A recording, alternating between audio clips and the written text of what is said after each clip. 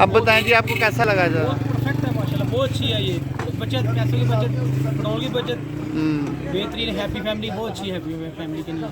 ठीक है जी, गुड है। फिर देखें आपकी पेट्रोल की बचत होगी हाँ जी, और क्या क्या बचत होगी? पेट्रोल की, ट्यूनिंग की, हर चीज़ की, हर चीज़ की बचत होगी माशाल्लाह। चलें जी, बहुत अच्छी है। माशाल्लाह जी। चलें अब हैप्पी फैमिली आप बहुत अच्छी है। ये बाय करना पसंद करेंगे?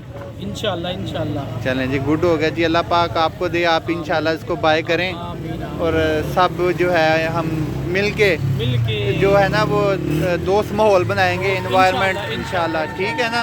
अल्लाह बरकत पोल्यूशन से भी जो हमारी वो गर्दों को बाहर से भी, और कंफर्टेबल सॉफ्ट है, मक्खन खोया।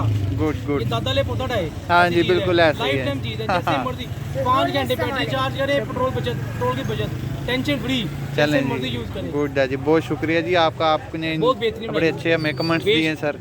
ठीक है सर, बहुत परफेक्ट शुक्रिया। बनाई है। बहुत आने शुक्रिया। वक्त के फ्यूचर प्लानिंग एक बेहतरीन चीज़ ना है। आवाज़ भी गुड है करते जी, हैं। गुड है जी।